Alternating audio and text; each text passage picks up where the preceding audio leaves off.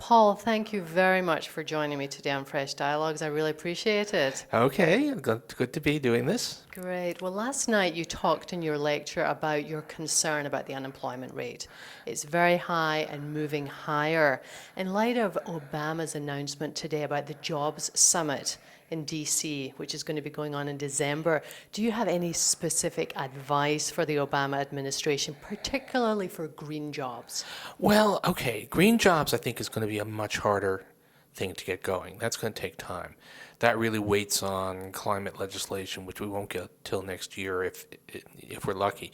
No, what he needs to do is he needs to get some actual targeted job measures. We need some policies that are aimed at encouraging job creation directly, probably a job tax credit, and maybe some subsidies for firms that hang on to jobs. I mean, we can learn a little bit from European countries, Germany, which have been relatively successful at containing the job losses. It just has to get something going. I mean, what's been, if I had my druthers, if there was no limits politically, I'd say, actually, let's just have a really massive second stimulus plan to get the economy going. But since that is not going to happen, we have to have some measures that are cheaper, don't maybe do as much for GDP, but do create a lot of jobs.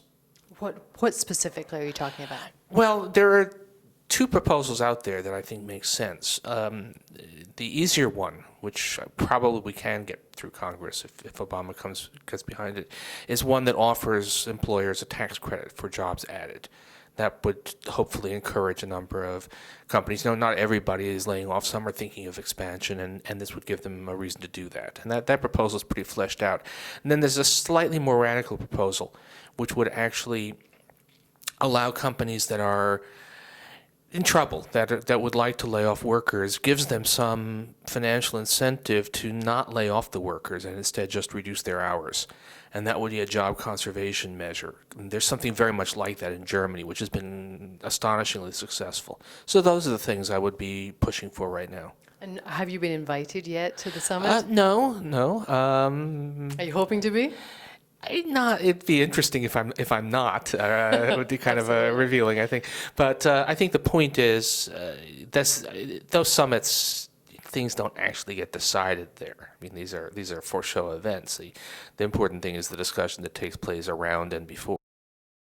Right. And you've talked about Obama and he's squandering his political clout by doing things in half measures. You talked last night about him being cautious, too cautious moving ahead.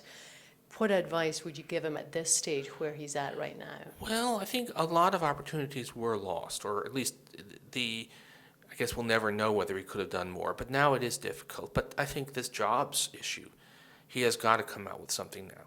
This can't be, this jobs summit can't be an empty exercise. He can't come out with a proposal for $10 or $20 billion of stuff because people will view that as a joke. So there has to be a significant jobs proposal coming out, and if he can get something happening, if some combination of good policy and good luck can get the unemployment rate moving down, then there's an opportunity for him to start doing a lot of stuff. Do you have a minimum in mind of what he needs to spend? Well, I would be pretty. There's no hard and fast number, but if it isn't several $100 billion, okay, probably it's not going to be as big as the first stimulus bill, and it's not going to be as big as I think it should be. But I have in mind something like $300 billion. I think you could do quite a lot if that's actually targeted on jobs. Thank you very much, Paul Krugman. Thanks.